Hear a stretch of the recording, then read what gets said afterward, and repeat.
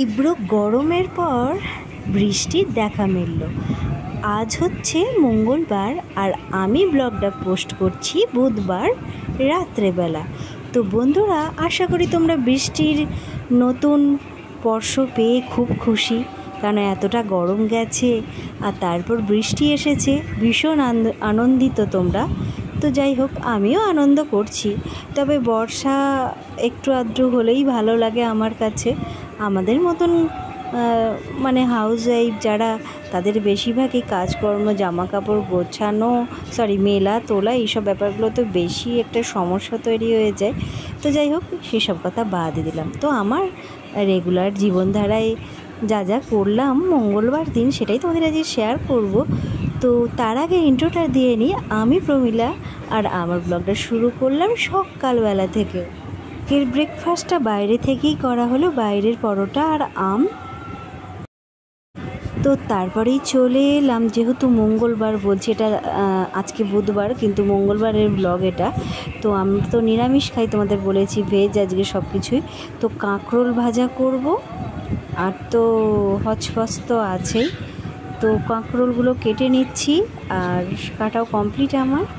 এরপরে একটু বেগুনি করব, তো বেগুনগুলো একটু স্লাইস করে কেটে নেবো ঝটপট করে। ভাবছি এই যে এত বৃষ্টি ঝোড়ো হাওয়া দিচ্ছে, গ্যাসটা শুধু নিভে যাচ্ছে, কি করে রান্না করি। ওয়েদারটা বেশ মনোরম, বেশ, যেহেতু গরম ছিল এখন ঠান্ডা পড়েছে। এরপর স্লাইস করে বেগনিগুলো ভেজে নিচ্ছি। তবে ঘরে বসে তেলে খাবার মনোরম, মানে বর্ষাতে খাবারগুলো খেতে বেশ ভালো লাগে।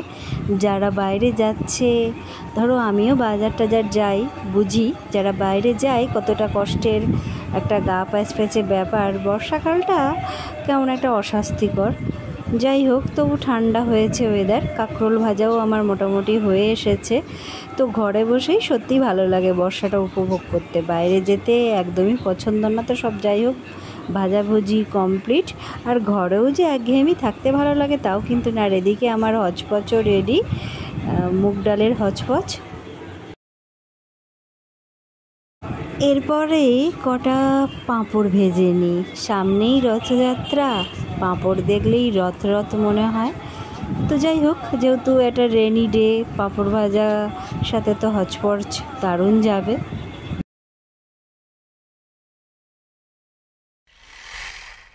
এত সব গল্পের মাঝে রান্নাবান্না কমপ্লিট, পাঁপড় ভাজা, কাঁকরোল ভাজা, বেগুনি আর হচপচ।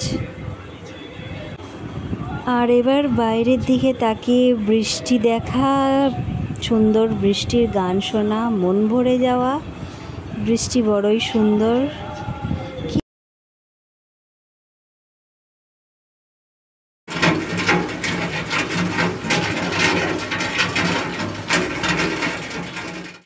তারপর লাঞ্চটা সেরে নিচ্ছি, আর দারুণ হয়েছিল, প্রশংসা নিজেই করলাম।